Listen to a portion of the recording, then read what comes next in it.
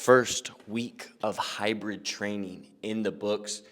We're going to recap our last week. When I say hybrid training, I'm talking about bodybuilding and running combined. We are prepping for a 13.1 half marathon, which is February 25th. I'll take you through one of my training sessions. Just finished up a 4-mile run.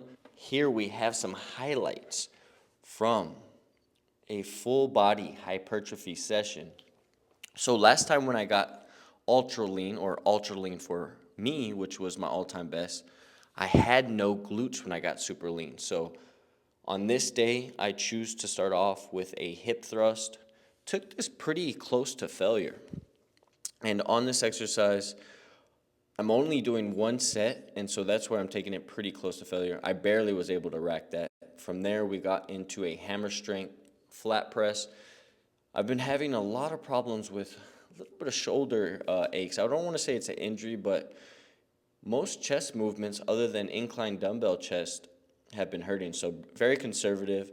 I'm trying to pause as I'm coming back on the stretch position, so that way I can keep the weight pretty light. But this movement was feeling pretty good, but the next day my shoulder was talking to me, so we'll see if I'm able to keep that in. To a single arm cable row. I'm not gonna lie, there's just something about the single arm cable row that feels really good. It feels natural. You can get a nice stretch and you can get a nice squeeze. So this might be something that I keep in. By far, probably my favorite row, other than maybe a chest supported T-bar row, depending on the machine. I really like one that they have at Dragon's Lair, and that is the brand Atlantis. As you can see, I have the wrist straps on because I do not want my grip to fatigue before my back.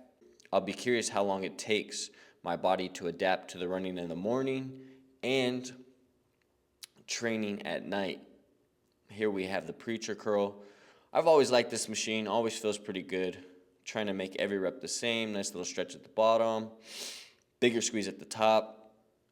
And if you want to make it look like you're working hard, you can just squint your face like me to make it look like we're at a RPE 9. Here we have my favorite tricep movement.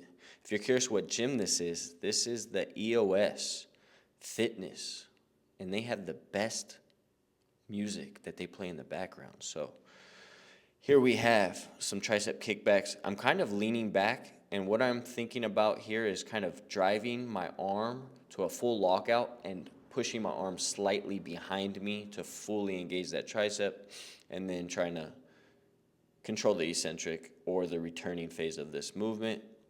That I've been incorporating the past 2 weeks is more single leg movement. So we finished off this session with, a lot of my clients hate this movement, but I actually kind of enjoy it. It's kind of fun, and that is the single leg step up. And again, we're using the wrist straps because I want my legs to do the work. I don't care about my grip strength. And here we're just trying to make every rep look the same. I'm letting my knee slightly come past my toe. It's hard to see from this angle. And I'm just trying to make every rep smooth. And then as I come down, I'm trying to control the eccentric and not just fall straight to the ground. If you're curious what shoes these are the Vivo Barefoot. And these are by far my all-time favorite gym shoe. So last week, we had a 4-mile easy run done in 56 minutes and 30 seconds. We had a 3-mile easy run, and that was done in 41 minutes and 11 seconds. We had our long run, which was done about an hour and 23 minutes.